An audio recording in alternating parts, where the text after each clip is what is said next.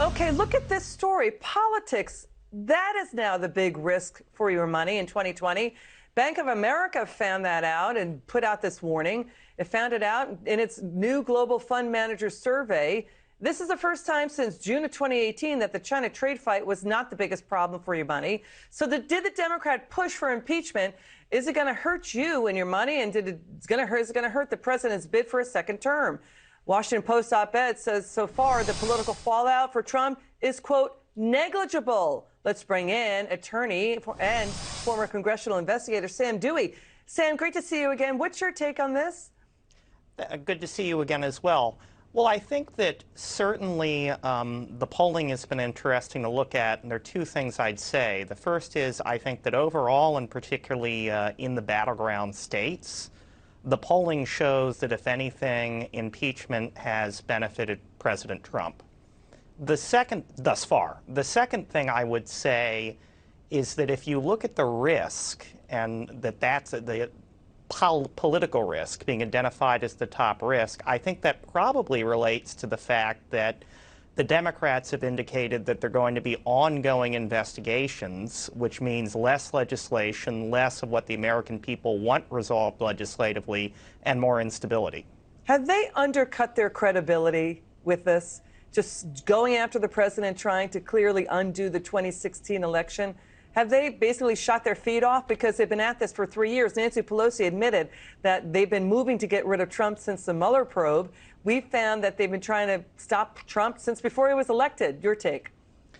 I think they have, because they've repeatedly oversold their case, not been able to meet their burden, moved on to the next thing, and repeated that process. And I think that does long-term damage credibility. Yeah, go ahead. Finish your thought.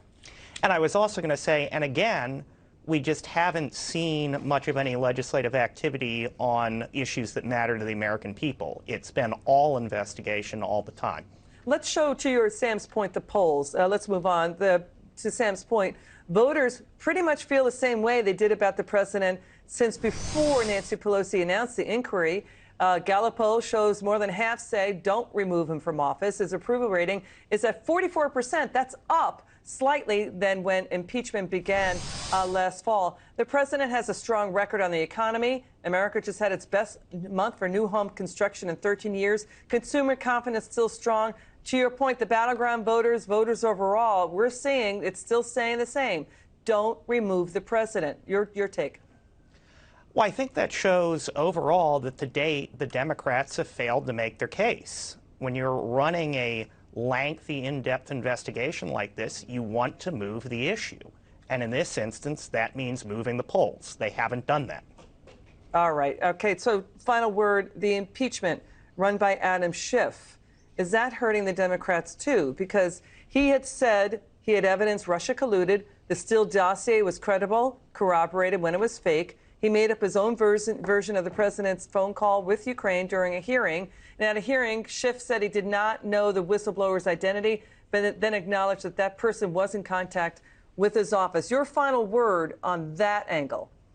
I simply do not understand his selection as the chief impeachment manager. I was watching the floor today in the Senate, and it was surreal to hear Adam Schiff complain about process and things of that nature. He completely undermines the credibility of any case. Sam Dewey, great to see you. Come back soon. Thank you very much. Have a good evening.